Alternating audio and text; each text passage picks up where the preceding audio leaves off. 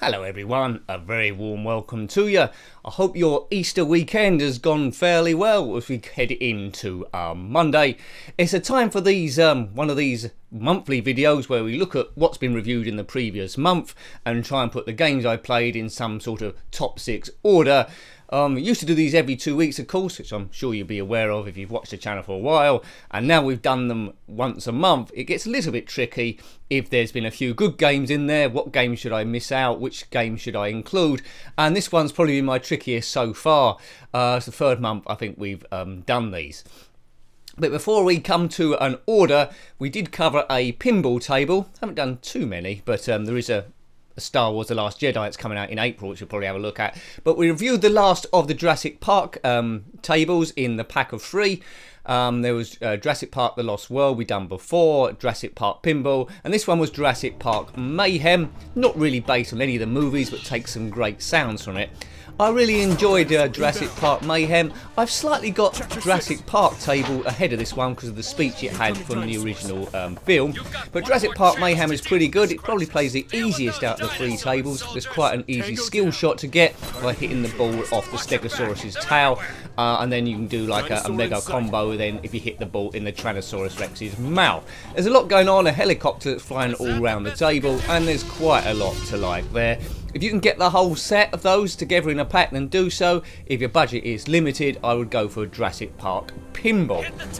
Now, before we come to the top 6, a few notable mentions, because if you've done your own top 6 in your brain, you might have these in there. I'll give you the reasons why I didn't include them. Now, I had really a lot of enjoyment out of SNAIL racing on the ZX Spectrum. By New Hair Software in 1995. Why hasn't this made the top 6? Well, it's a very, very basic game.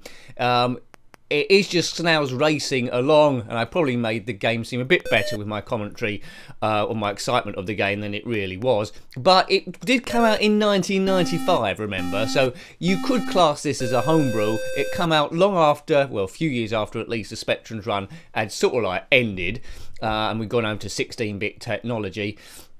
Such is the level of progress, and that's why I didn't have it in the top 6, because, you know, that length of time it should have been a bit better, but I really enjoyed it. The other one was on the Spectrum as well, DYNAMITE Dan 2 by MIRRORSOFT in 1986. This is an absolutely wonderful platform game, so why didn't I have this in the top 6 either? Well, I prefer the original Desperate Dan, which is also reviewed this month. If I hadn't reviewed that, I probably would have found an excuse to squeeze Desperate Dan 2 in. Desperate Dan 2, it's pretty much more of the same. I don't think the level design is quite as good, but it's really cool, and I think it'd be pushing it to have 2 DYNAMITE Dan games. Did I call it Desperate Dan then? I quite often do that, but it wouldn't have been fair to have 2 DYNAMITE Dan games actually in there. The other 2 notable mentions that didn't get in there, which possibly could have, is games which are really clever, but the gameplay wasn't quite up to scratch. First one was SCALEXTRIC on the ZX Spectrum, published by Leisure Games in 1986. It's doing a lot this on 48K. There's a split screen, and there's a track design as well, and lots of preset tracks. It looks wonderful. The only problem is it doesn't play very well. You can play against you or a human operator, and what people told me in the comments section, if you didn't select a name for that player too, then the computer would take over. I've since played it with the computer there, and overtaking is impossible. If you get into the lead early on, you've won. If you cut across your opponent early on, you've won by default as well. So it's a game that looks really pretty, doing quite a lot of things, but, you know, not much playability there. And the other one, which is a huge disappointment, we didn't get in on the Commodore Amiga, was T-Racer by Virtual Dreams in 1994. It's trying so hard to be Project X, which was a wonderful horizontal shooter. This one, glorious graphics, great parallax scrolling, way too difficult. The on-screen aliens that whoosh on can't be destroyed in one hit. Sometimes I take 4 or 5 hits, so the screen quickly fills up with enemies and it gets impossible. I played it with a cheat on to get to a certain distance, but this would be extremely frustrating. There's a few others I can note, probably mention as well. Turbo Boat Simulator, which wasn't really a simulator, but we'll come to the top 6 now. Let's get to the main meat of the video. See if you agree, see if you don't agree. It's a mixture of Commodore Amiga and ZX Spectrum games. Now, in 6th place, on the Commodore Amiga was Major Motion by Microdil in 1988. It's based on Spy Hunter from Bally Midway from the arcades. It plays a little bit and feels a little bit like a public domain game, so I wouldn't have paid full price for it. I think it was quite costly at the time, but now I quite enjoyed it. It's deserved to get into 6th place. All the elements of Spy Hunter are there, although I didn't see the option to change into a boat at a certain point. We must go up a highway. It's been overtaken by some dreaded gang. Destroy all the bad guys. Occasionally a lorry will come up, your allies. You go up the ramp and you can get extra weapons for your car, and that's pretty much it really. It's to survive as long as you possibly can. Microdil, I believe, later become Micro Pros and did a load of good games, so it's good to see what their early works were. Not quite as good as Spy Hunter on the arcades, but I don't think Spy Hunter come out on the Commodore Amiga. It certainly come out on the ZX Spectrum, which I've also reviewed. In 5th place on the ZX Spectrum is Rampage by Activision in 1988. This game practically come out on everything ever, and there's very few, I don't think there's any bad conversions of this game. It's going to be turned into a movie soon, well that could be a little bit iffy. Colours are good, you can have up to 3 players at the same time playing it, demolishing buildings. Quite easy gameplay to get involved with straight away, it doesn't take too much explaining, and great fun with 1 or 2 other players there. If you haven't got any other players, then the computer AI will take over. You know, I preferred other versions to the ZX Spectrum version, but this is the best it possibly could have done, so very worthy of 5th place. If you like being a big gorilla or a big lizard or a big wolf man, then this one is for you, Rampage. And in 4th place, it does what it says on the tin. It's TWIATRIS on the Commodore Amiga, published by Digital Marketing in 1990. Yes, why have I put a Tetris clone in there? Well, I've already reviewed Super TWIATRIS, and this isn't too much different to that. It's got similar modes, but it's the sort of game that can eat up time and relax you, and that's why I slipped it in 4th place. It is just Tetris, it plays well, it's solid, it doesn't crash. For 1 to 2 players, you can go on and on as long as you possibly can, and I found it quite mentally soothing. So it's not trying to be something it isn't, it's TWIATRIS. It's not Super TWIATRIS, it is TWIATRIS. Now it's always hard when reviewing a game to make Tetris seem exciting, because it's more fun to play than actually to watch. I think I did sort of okay. I don't think there's going to be any other Tetris games reviewed on the horizon, but who knows, we might have come across the odd one. So in 6th place was Major Motion, published by Microdil in 1988 on the Commodore Amiga. 5th place, Rampage on the ZX Spectrum by Activision in 1988. And in 4th place was TWIATRIS by Digital Marketing in 1990. Okay, you probably disagree with the order already, but let's come to the top 3. Now, 2nd and 3 is probably the most controversial, but, you know, I switched it round lots of times. In 3rd place, on the Commodore Amiga, I put Treasure Island Dizzy by Codemasters in 1989.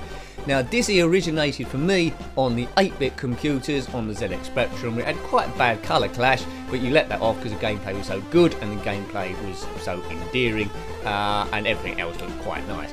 Treasure Island Dizzy, what does the 16-bit version give you? Well, I was ready to be disappointed, but it's got quite nice music and the gameplay is identical. It's just that the graphics have been souped up a bit. The levels is similar, you can tell it's done by the same people, so they've done a good job. They could have got this really, really wrong, but didn't. There's a few other Dizzy games for me to come to as well that are also being converted, so I might be having a look at those in the months to come. Maybe not next month or the month after, but they will come because they are on the list. Whenever you suggest a game for me to review, it will go on the list. If I can get it to work, then we'll probably review it at some stage. In 2nd place, now a few people hated this game, but I liked it and I'll tell you the reasons why. The 2nd place was Dynamite Dan on the ZX Spectrum by MIRRORSOFT in 1985. Sequel was a year later. It's a platform game on the Spectrum, and it come from an era where everything was dominated by Jet Set Willy, and publishers were trying to do Jet Set Willy clones, which was the case in Technician Ted, and very similar games cashing on that. Dynamite Dan, although it's a ledge jumping game, they've made it original. It's got original sounds, and they haven't gone through the Jet Set Willy routes. They haven't copied it. They showed a bit of ingenuity, and for that I'm really, really pleased. Dynamite Dan, he must stop a professor by collecting sticks of dynamite and blowing up stuff. Yeah, so it's quite a simple gameplay. I did play it with a cheat on, but you know, you would expect that for me in a level exploration game to show you a few of the screens. Would have kept a kid entertained for quite a while, I would have thought. So Dynamite Dan, well worthy of second place there, because they could have got it well wrong. Now, first place. Now, I'm sure everybody, let me know you haven't got this, everybody who's seen every video this month, which will be a few of you, so thank you for that, will have this in first place. It's on the Commodore Amiga. It's POWERMONGER, developed by Bullfrog and published by Electronic Arts in 1990.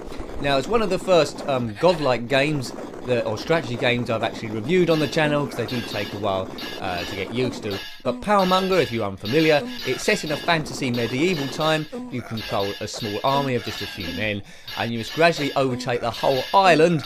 And once you've done that, you progress to the next level, and the islands get particularly bigger and bigger, and there's more armies to defeat. You have to look after your food, your people, build weapons to attack other armies. So it's strategy, and you can get killed quite easily if you make the wrong decision. You can send your generals to different areas of the map, and you feel like a bit of a despot. So I really like that game. It did have a data disc, which I haven't tried yet, which is World War I. We might have a look at that at some point if people actually want that. So, in third place was Treasure Island Dizzy by Codemasters in 1989 on the Commodore Amiga. In second place, Dynamite Dan on the ZX Spectrum by Mirrorsoft in 85. And first place, a worthy first place, an amazing game, POWERMONGER by Electronic Arts in 1990. So thanks for watching those videos if you have done. As usual, if you missed a few and you want to see them, by all means have a look at those. If you're missing the notifications, then consider subscribing to my Twitter feed, Njenkin7Nick, or if you want just the updates about the garbage, the Facebook page, njenkin7. So thank you. Have a good week. Still more good videos to come, including Pinball FX The Last Jedi when it comes out in April. Yeah, always love your comments, always read them, love your suggestions. Don't take all of them on necessarily, but it's an influence that gives me something to think about. So, thanks again, and take care of yourself, and a very fond goodbye. Goodbye.